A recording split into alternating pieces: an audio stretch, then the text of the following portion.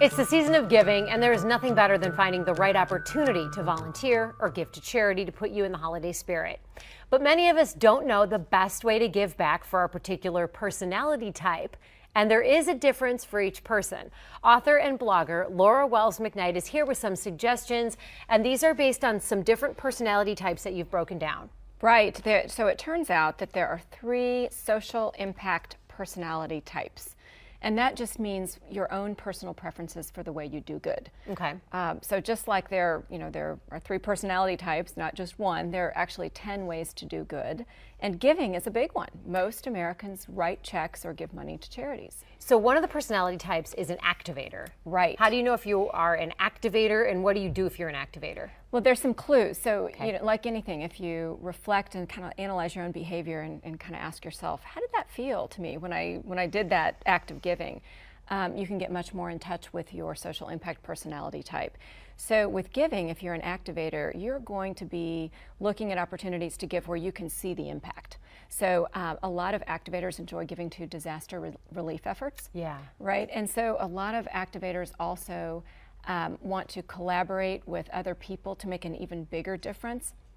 So they're looking at the organization that they're supporting and saying, okay, if I found 4 other people, we could give this amount of money and actually achieve, feeding 15 families instead of just 3. So they're looking for impact. What defines a connector? Well, just like it sounds, a connector really enjoys doing good or giving back with other people. So connectors sometimes are really inspired to give to their best friends' charities. So if your best friend supports a charity or is on the board of a charity or was helped by a charity, if you're a connector, you're going to feel an emotional connection to your friend and then feel an emotional connection to the charity and family. Same thing. You probably, if you're a connector, you really like doing things with your kids with charity because you can get together and it's social, but it's doing good at the same time. That's what connectors like to do. The third type is investor.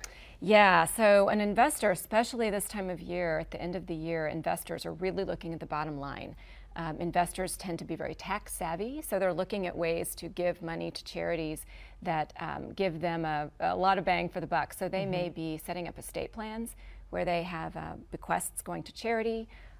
They might be looking at just their tax deductions. What kind of tax deductions do they need for 2016 before we head into the new year? They might also be looking at setting up what's called a donor advised fund to get the most tax benefits from their giving. So investors are just what you would think. They're looking at giving, they're looking at doing good.